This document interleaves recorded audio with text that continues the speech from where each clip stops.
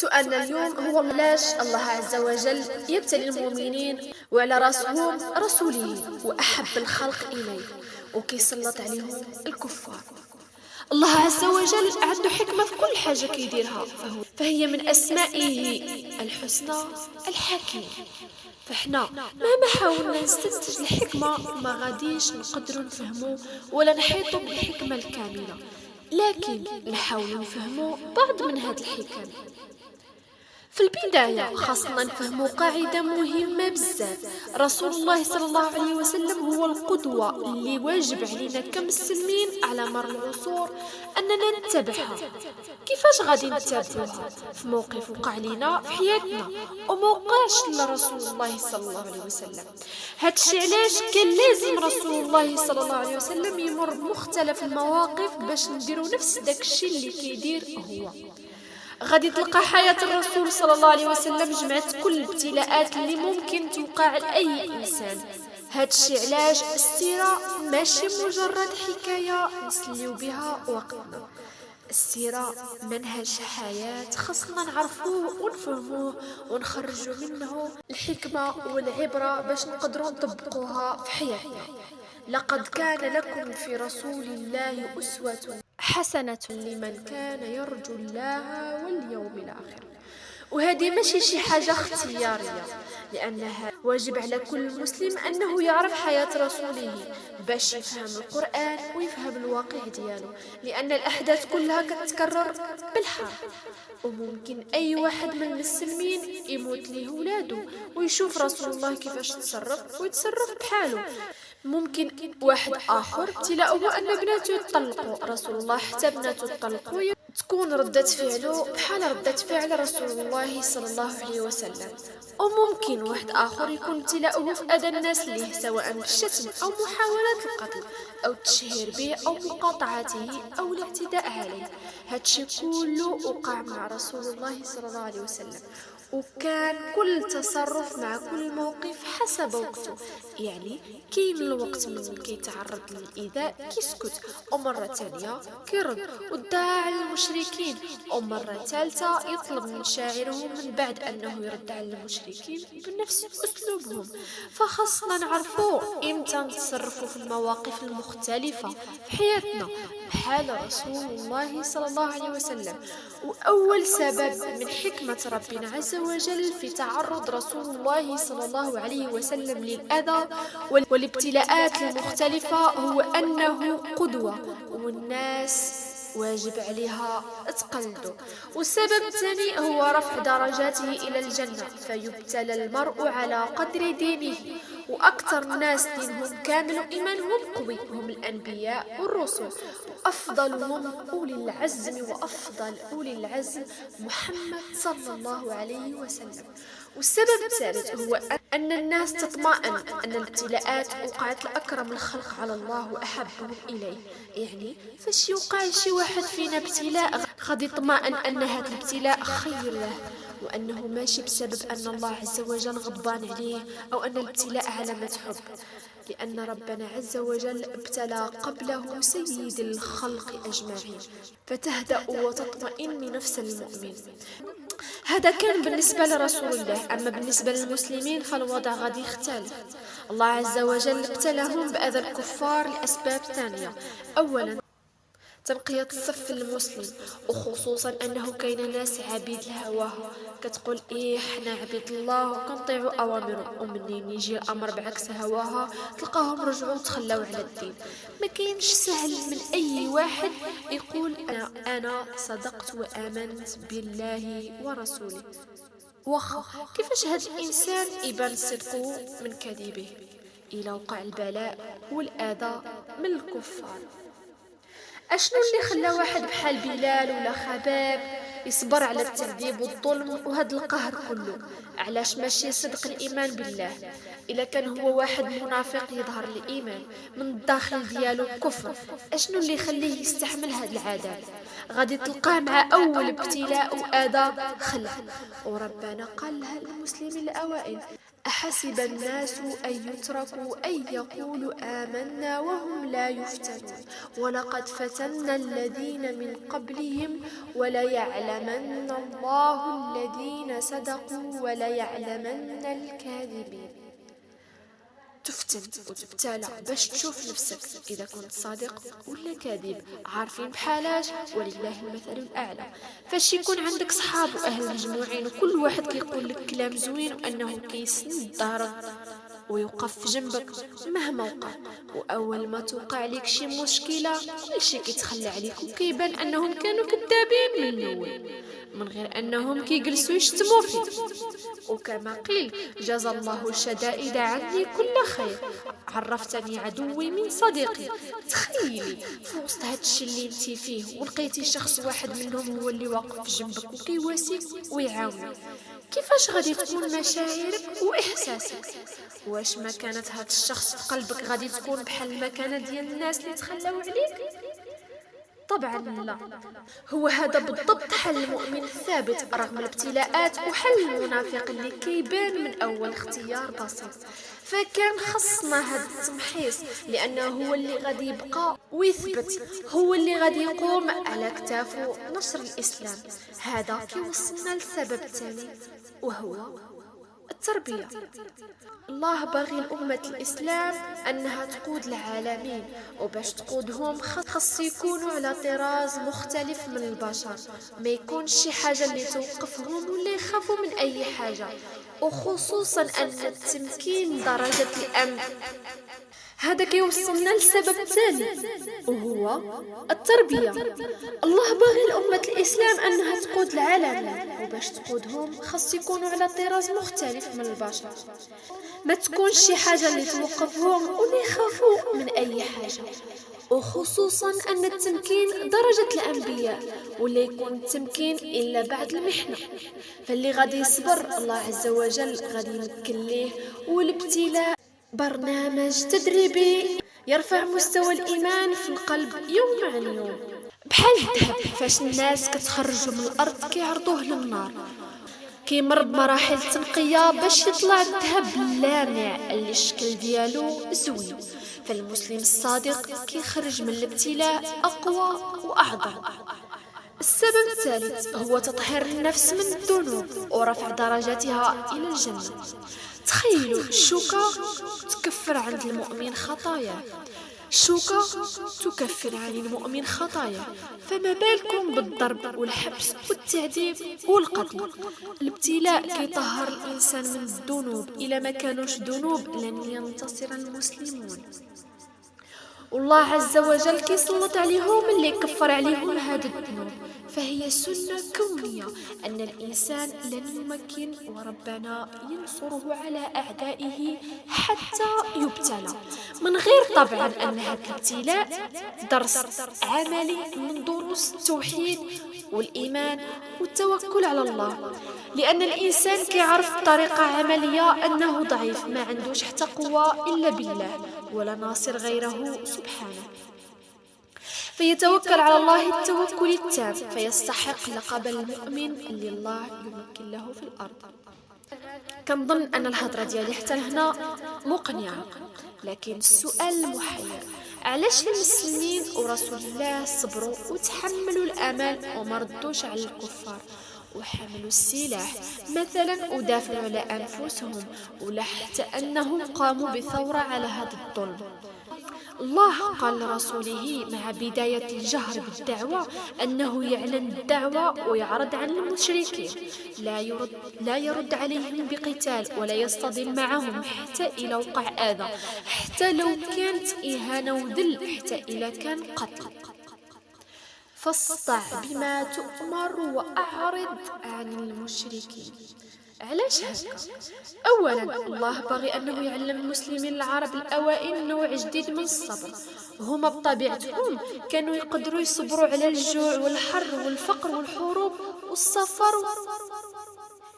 وبزاف، ولكن الحاجة الوحيدة اللي ما كانوش يقدروا عليها طبعا هي الصبر على تحمل الظلم.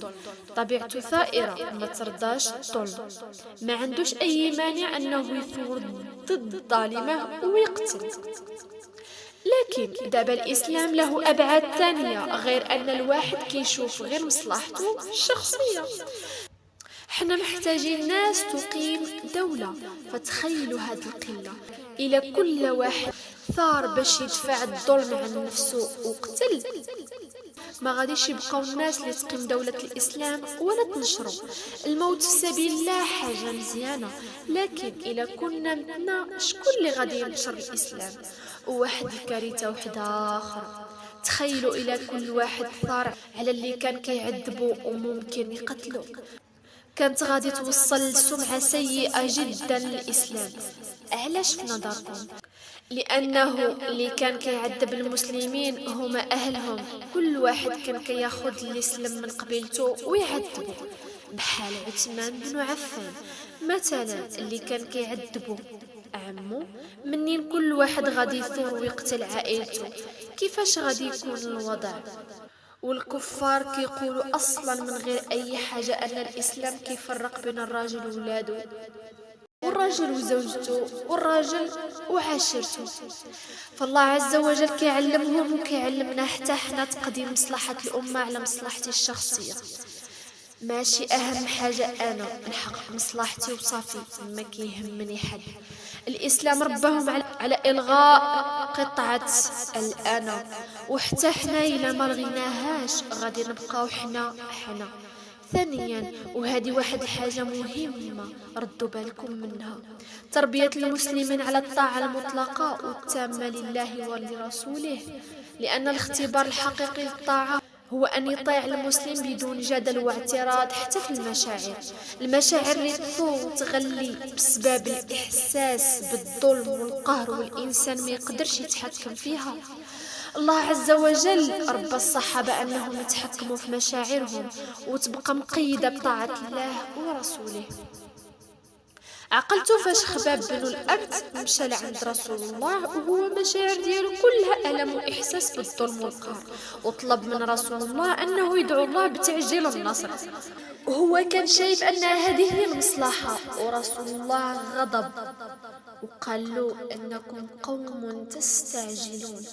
خباب سمع وطاع وما اعترضش وتحكم في المشاعر وقيدها بطاعة الله ورسوله. وهاد المشاعر مهما حاولنا نتخيلوها ما غاديش نقدروا نحسوا بالآلام اللي هو كان حاس به ساعتها من شدة التعذيب والظلم والقهر. ومع ذلك ما قالش رسول الله صلى الله عليه وسلم طيب غير دعي وصافي يا رسول الله شي حاجة تهون بها عليا، لا، هو خدا الكلام ورضى وصبر. غادي تشوفوا إن شاء الله في صلح الحديبية فاش عمر بن الخطاب غلبت عليه مشاعره واعترض على أمر رسول الله صلى الله عليه وسلم بسبب الظلم والقهر اللي كان شايفه كيوقع قدامه. ومع ذلك رسول الله قال لي أنا عارف أنا شنو كندير ولا أعصي الله. وأبو بكر الصديق قال له إلزمني. غرس رسول الله، يعني فين ما حط رجلي هو يرضى عمر وتهدد. ومن بعد قال أنه كيعمل أعمال خير كثيرة باش يكفر اعتراضه على رسول الله صلى الله عليه وسلم بسبب مشاعر اللي هي كتعتبر طبيعية. وهذا هو الفرق بيننا وبينهم، هما عندهم الله ورسوله مقدمين حتى على مشاعرهم. وهنا يبان قول رسول الله صلى الله عليه وسلم لا يؤمن أحدكم حتى يكون الله ورسوله أحب إليه مما سواه. والحب ماشي غير مجرد مشاعر الإنسان يحس بها ولا كلمات يقولها. الحب اتباع لمنهج الله ورسوله في كل شيء حتى في المشاعر. لا يؤمن أحدكم حتى يكون هواه تبعا لما جئت به. هادشي علاش الصحابة سدوا الدنيا وخداو مكانة أفضل من مشى على الأرض بعد الأنبياء. اللي باغي يكون في مكانتهم ويوصل للنهاية اللي يوصلوا ليها خاص يمشي في نفس الطريق ديالهم اللي مشاو فيها، من غير هكا غادي نضيعوا. أعوذ بالله من الشيطان الرجيم. وأن هذا صراطي مستقيما فاتبعوه ولا تتبعوا السبل فتفرق بكم عن سبيله ذلكم وصاكم به لعلكم تتقون.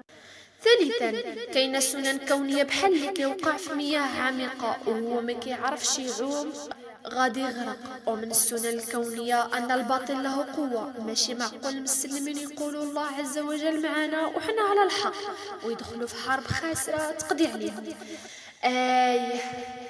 جنود الله هم الغالبون. لكن الإسلام دين واقعي عملي، ماشي هو مبني على مشاعر البشر المتقلبة. يشوف قوة العدو وحنا قوتنا قداش، ونحطوا الخطط المناسبة باش نقدروا نحققوا النصر. يعني باختصار ناخذ بالأسباب مع التوكل على الله. إلى دابا المسلمين قاموا وكلهم ثاروا وهم قلة مستضعفة، ما عندهمش حتى إمكانيات نهائيا، وممكن يقتلوا واحد ولا جوج ولا حتى 100 من كفار مكة. لكن في المقابل غادي تتم إبادتهم جميعا كيف ما قلنا من شوية، من غير أن القتال ما كانش ضروري، لأن الغاية ما كانش حكم مكة. الغاية كانت نشر الإسلام في مكة. هي الدعوة هي غادية بمشقة وبطلوع الروح، لكن غادية بعكس لا تفرضت فرض بالقوة على ناس أصلا العزة والشرف والعلو في دمهم. حتى واحد ما غادي يقبل بالدعوة ولا حتى غيسمعوا عليها، وغادي عنده أكثر إلى وقع صدام بينهم وبين المسلمين. هما أصلا من أسباب معاناتهم اتباع دين الإسلام ضعف المسلمين.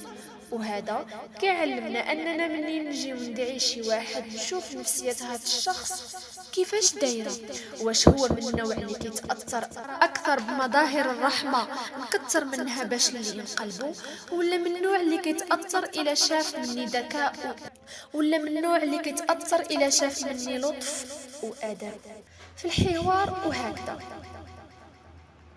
رابعا، من حكمة الله عز وجل في إعراض المسلمين على المشركين وما يكونش صدام، أن ربنا عز وجل كيعلم أنه كاين ناس من كبار المشركين ومن أشدهم على المسلمين غادي يآمنوا ويتأثروا بثبات المسلمين برغم من الشدائد والصعوبات كلها، من غير أنها تعرض المسلمين للظلم. غادي يكون سبب في تحرك بعض المشركين لنصرتهم، بحال كيف ما غادي نشوفوا من بعد في قصة الحصار شعب أبي طالب.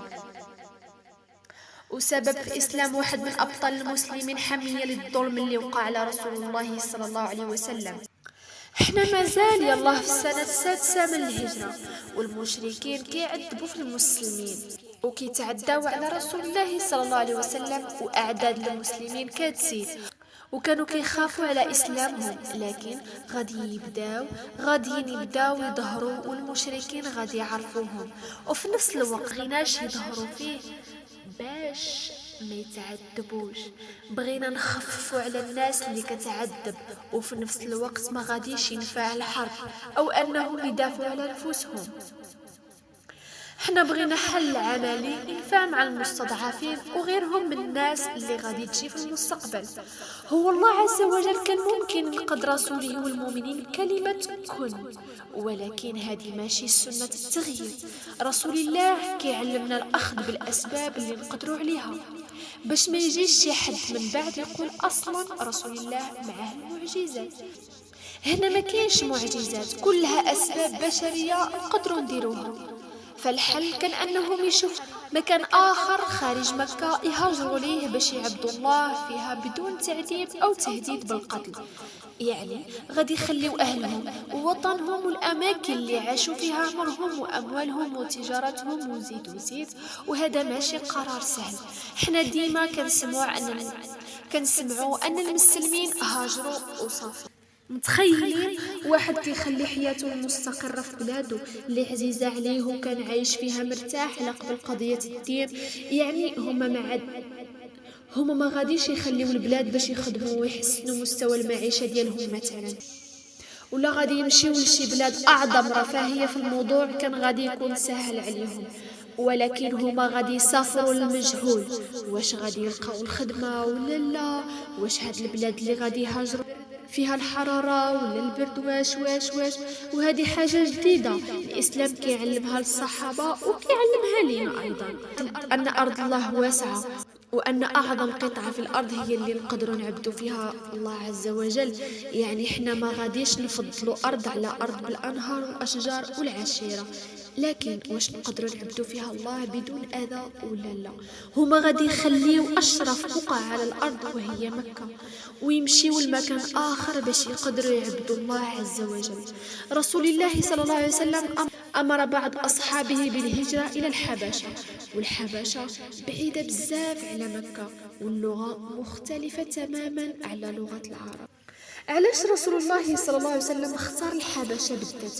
هو لخص الموضوع كله بجوج كلمات: ان فيها ملك لا يظلم عنده احد.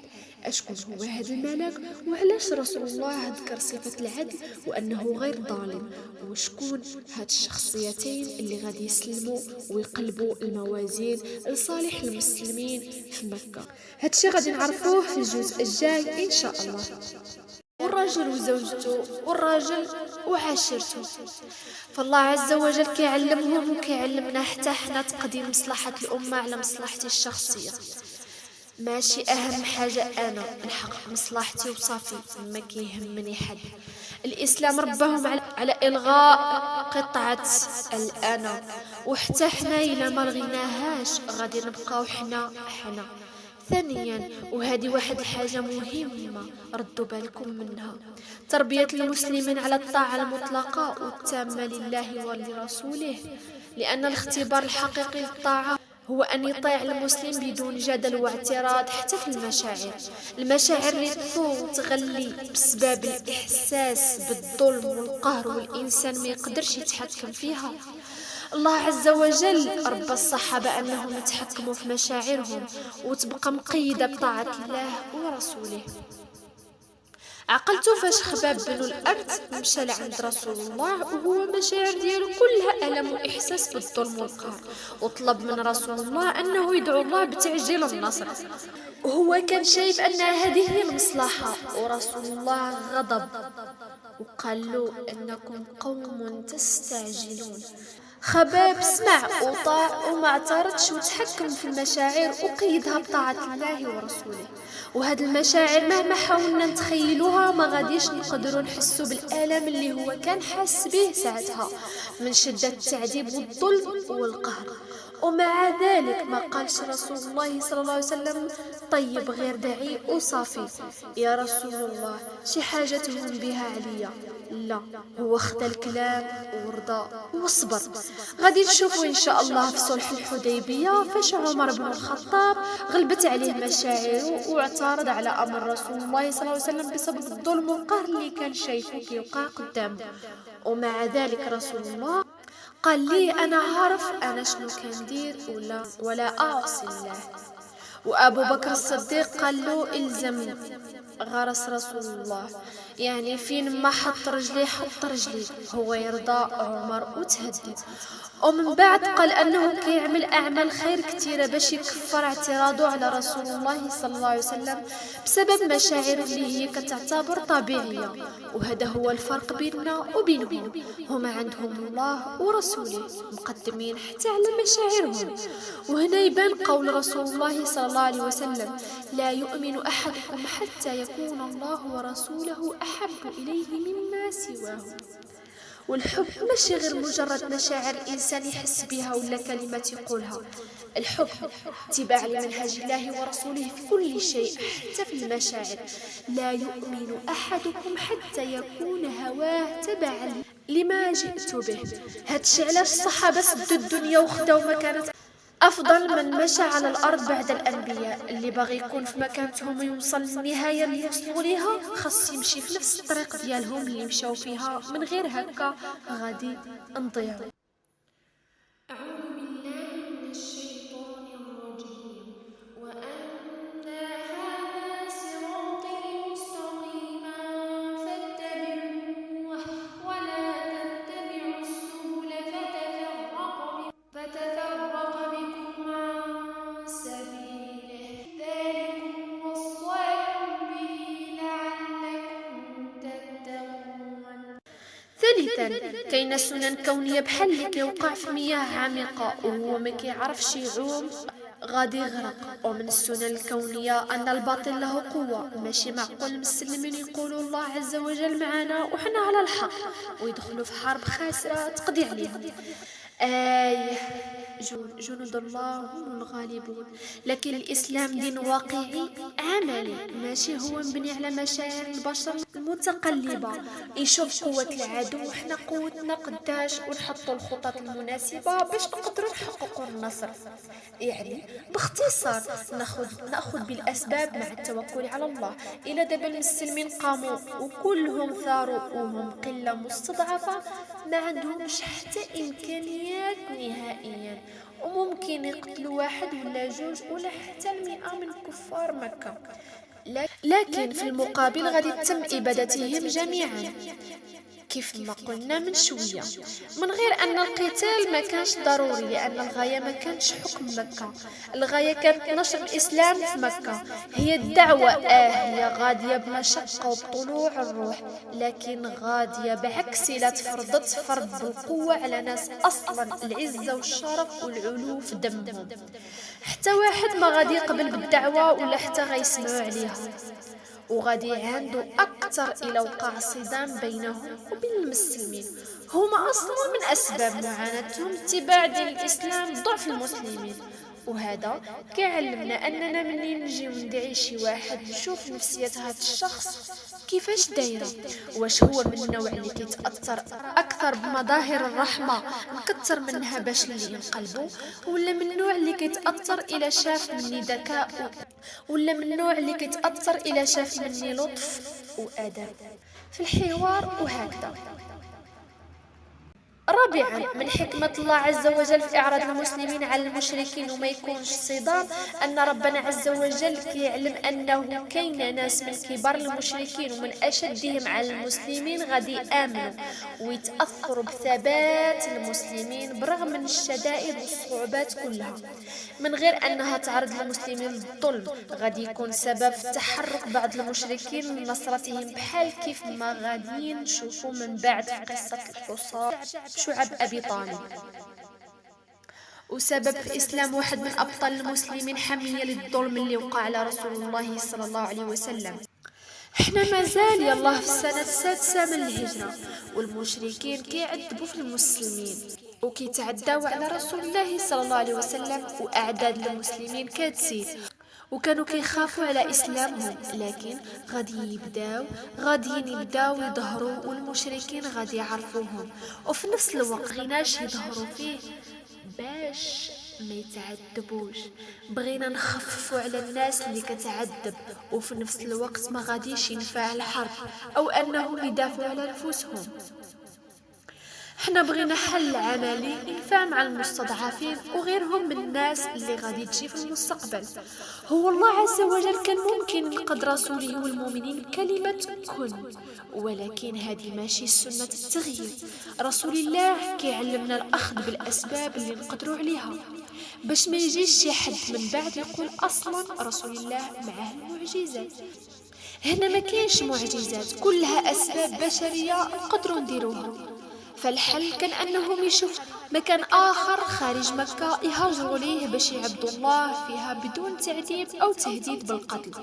يعني غادي يخليوا أهلهم ووطنهم والأماكن اللي عاشوا فيها عمرهم وأموالهم وتجارتهم وزيد. وهذا ماشي قرار سهل. حنا ديما كنسمعوا أن المسلمين هاجروا وصافوا.